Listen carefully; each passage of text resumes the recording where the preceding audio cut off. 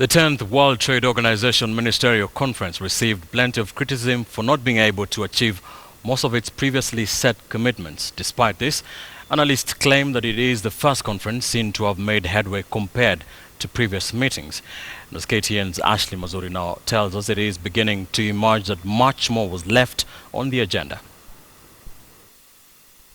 When the Kenyan delegation taking part in the just concluded 10th World Trade Organization Ministerial Conference converged with their counterparts from other nations, the brief was quite clear. Level the playing field by fronting towards getting a fair share of trade from developing countries.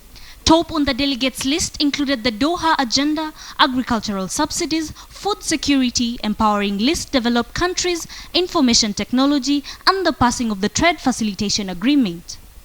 A few of the key areas were agreed upon, with the substantial left pending. According to Duncan Lumwamu, a senior investment analyst with sight on investments, the ministerial conference, being the first to be held on African soil, did cover good ground. And a lot of agreement coming in into trying to tie the need for both of them.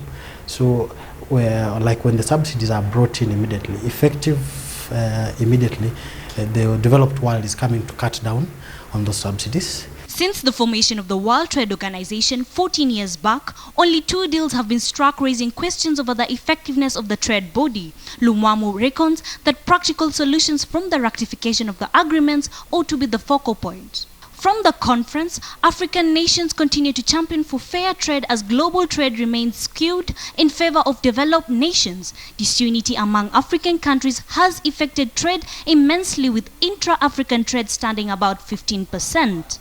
Calls for African nations to speak with one voice remains critical if Africa is to penetrate the dynamic global market. It is fair to say that the concluded World Trade Organization conference has made sure that there's something for all, as deals made will ensure a level playing field for all countries and open up opportunities even for the poor regions to compete in the world's markets.